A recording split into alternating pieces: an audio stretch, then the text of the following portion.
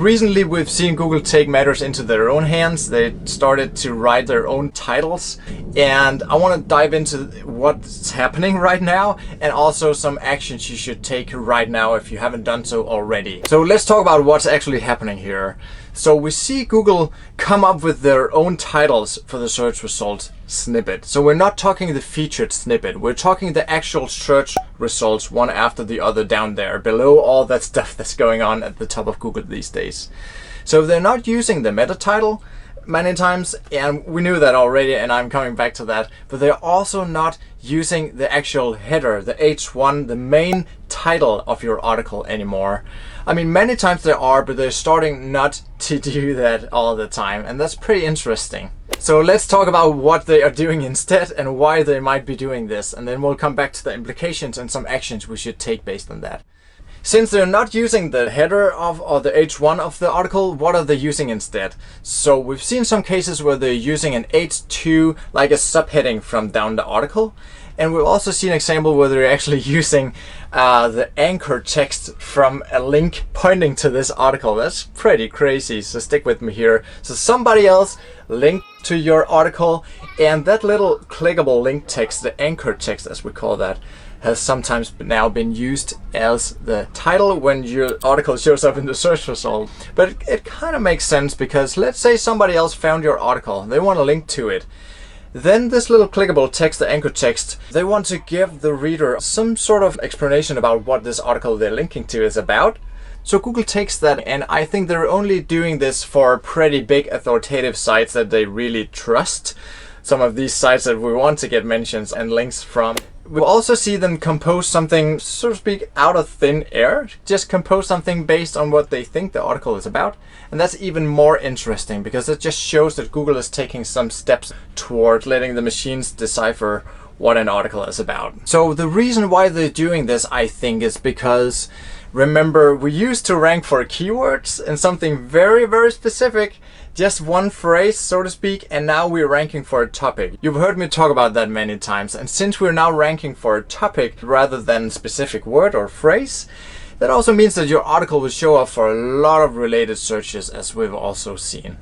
And many times some of these related searches where Google try to present your article to the reader, it might not be exactly what they're looking for, but it's the best shot they have at it. I mean, there's no other article around this, so they're showing your article. And then they might want to change the title in the search result page a little bit to show some of that content that's within your article. Maybe it's further down.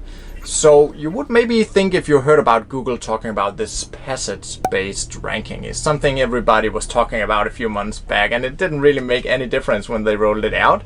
It was just Google talking about that they could find something very specific deep down in an article and rank you based on that. But this update here is actually not linked to that, which would make sense, but it's actually not. They confirm that it has nothing to do with that. It's just that they're trying to come up with better titles when they're showing you your article in the search result page. But I'm absolutely sure it's because you're ranking for so many different queries right now that sometimes your title will not be spot on for some of these related searches. I mean, there's just no one size fits all when it comes to a title today, because you'll rank for so many things. So this was just sort of to unpack what's going on here and what I think is happening. And you might be wondering why Google is doing this. Why don't they just stick to the title that you gave that article? They told us that they do this to make better titles for the user and also to make them more clickable. So that sounds pretty awesome for us as bloggers, because they actually want to present articles that people want to click on. They want to present it in a way that people can see that what they're looking for is actually buried down in that article. So that's pretty cool, actually. And also they told us that they mainly do this when the titles are completely off. Let's say you gave it a very weird meta title, or they think the title, the main headline you gave the article is actually not exactly what the article is about. Then they try to make something better and come up with a different title. So before I show you some examples from some of my sites and more about what I think is going on here, remember to subscribe to my channel if you want to know more about future changes in Google. So I want to dive a little bit into some of the data here. I tried to look at some of my sites, specifically one of my bigger sites, Go Down sites, that I have shown you guys many times, to see if any of my articles had an uptick over the last couple of weeks, to see if Google was able to come up with a more clickable title for some of my articles. So I went into analytics, sorted by the last 2 weeks, compared it to the period prior to that, to the 2 weeks before the last 2 weeks, to see if any of my articles had more traffic and if it was maybe because they created a better title. And I actually didn't find any correlations. I really wanted to find an article that had a huge uptick and see that they wrote a much better title. Maybe it's because my articles have pretty good titles, but when I did see Google rewrite some of the titles was typically when I had a rather complicated title. Let's say I just wanted to do too much with the title. Let me show you an example here. Okay, I hope you can hear me now. I'm working out of an office space in Italy as we are RVing Italy this summer. So for this article here, for example, 8 must-see RVs with side patios with pictures. When I Google something like this, RVs with side patios, you see Google is using my title here that I gave this article here. They're just pulling the H1, the main headline up here. But for something like this here, how long do RVs last on average? Data from 53,000 whatever RVs. See here how they changed that a little bit. They made it shorter and simpler. How long do RVs last on average? And then they removed this data thing that I thought was pretty cool. And then they just added the web address up here, go downsize my brand name.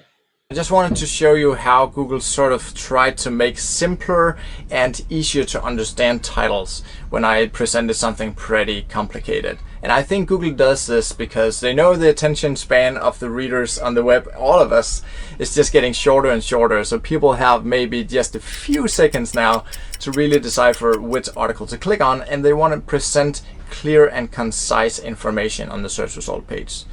So try to make your titles shorter and more precise. But we'll get back to in a second what you should do here. Because the first action you should take today, if you haven't done so already, is to delete any SEO plugins on your site or on your blog. I've been talking about this for quite a while, and already back in 2009, we saw Google get rid of meta keywords. So back in the days, you could specify some keywords called meta keywords that you could attach to each article to show Google what an article was about. And that was basically because Google didn't have the processing power at the time to really scan all or crawl all the articles. And it's only like a couple of years back that Google would show an error in Google Search Console if you didn't specifically give Google a meta title and description for each article. They actually asked for that, but they don't do that anymore. And you don't have to serve Google a specific text that you want them to show as a meta description and the meta title. And we've seen Google write their own meta descriptions. They have done that for a long time now. But you can still specify a meta description if you are using an SEO plugin. And the reason why I advise you to get rid of your SEO plugins is because whenever you let Google compose these meta descriptions, they will many times do a much better job because they will tailor it specifically to what people actually typed into the search bar.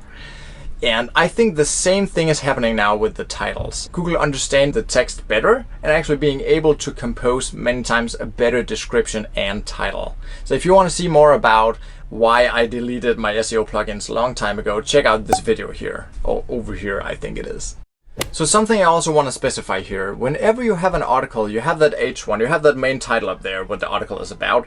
And if you specifically tell Google to show something else by specifying a meta title with an SEO plugin, you could end up confusing the reader because that means that you're actually asking Google to show something else on the search result page than what people will see when they land on your article.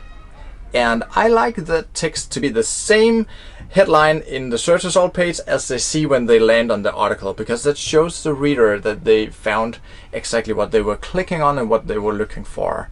I don't think there should be any difference between what people see on the search result page, the meta title if you want, and what they actually see when they land on that article. I think it's a better user experience and people will stay longer on your site if they recognize that what they clicked on is exactly what they see.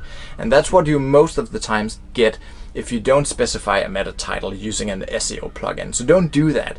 So there are exceptions. There are cases where I think you should absolutely have an SEO plugin. For example, if you have canonical tags, if you have your articles also listed across other sites on the web, then there's a specific tag for that. It's pretty technical and nothing you need to know about it. But if for some reason you want your article to appear on another website as well, we can use something called a canonical tag.